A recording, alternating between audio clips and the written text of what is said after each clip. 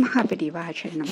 ஸ்ரீ லலிதா ரகசிய சகஸ்ரநாமத்தில் வாக்தேவதைகள் அம்பிகையின் நாமங்களை சொல்லிக் கொண்டே வந்து அவளை தாம்பூல பூரிதமுகி என்று சொல்லி அவளுடைய தாம்பூலத்தின் மகிமையை சொன்னார்கள்.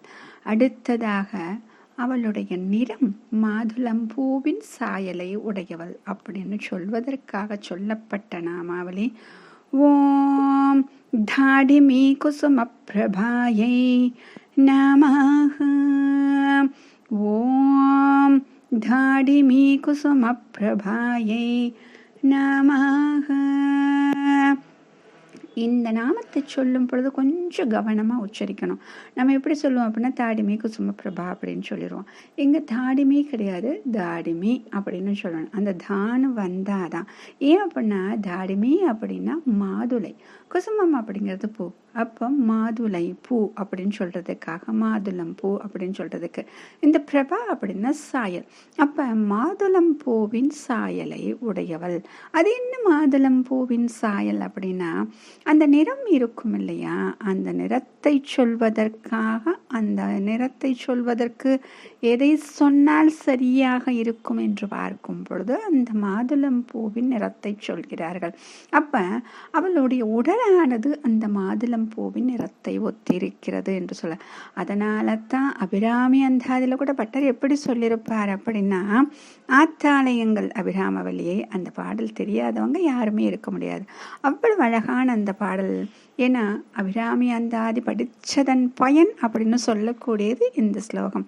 இந்த ஸ்லோகத்தை சொல்லும் பொழுது ஆத்தாலை எங்கள் அபிராமவல்லியை அண்டமெல்லாம் பூத்தாலை மாதுளம்பூ நிறத்தாலை புவி அடங்க காத்தாலை அப்படின்னு சொல்லிட்டு வரிசையாக சொல்லிக்கிட்டே வருவார்.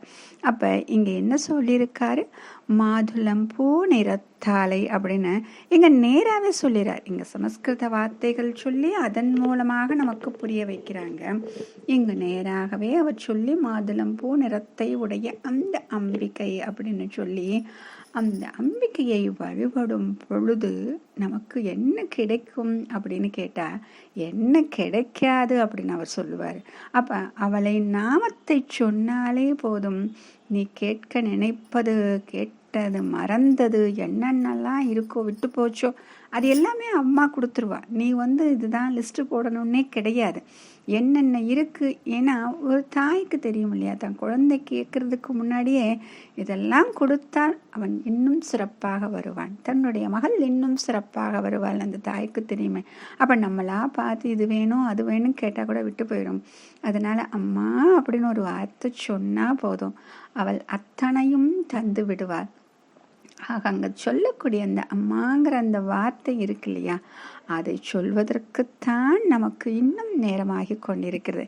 ஏன்னா இன்னும் நமக்கு மனசில் என்ன இருக்குது அப்படின்னா, நாம் தான் அனைத்தும் செய்கிறோம், அகங்காரம் மமக்காரம் இது ரெண்டும் இருக்கிறதுனால அது இன்னும் அந்த நிலை வரவில்லை. இப்போ ஒவ்வொரு நாமமாக சொல்ல சொல்ல சொல்ல இந்த ஆத்மாவானது என்னாகும், அதில் இருக்கக்கூடிய அழுக்குகள் எல்லாம் சிறிது சிறிதாக கலைந்து இப்போ அப்படி சுத்தமான ஆத்மாவாக இருக்கு. இப்போ அதை சுற்றி இருந்த மாயை அப்படிங்கிறதே விலகிருச்சு. அப்போ இது விலக விலக எங்கே நம்ம போகிறோம், அந்த அம்பிகைக்கு மிக அருகில் சென்று விடுகிறோம். அப்போ அவள் வேறு நாம் வேறு கிடையாதுன்னு சொல்லக்கூடிய, கடைசியாக சொல்லக்கூடிய அந்த நாமம் நமக்கு புரிய ஆரம்பித்து விடும். சிவனும் சக்தியும் ஒன்றுதான் அப்படின்னு சொல்லக்கூடிய அந்த ஐக்கியத்தை சொல்லக்கூடிய அந்த சக்தி ஸ்வரூபம் நமக்கு புலப்பட ஆரம்பித்து விடும். மகாபெரியவாச்சர்.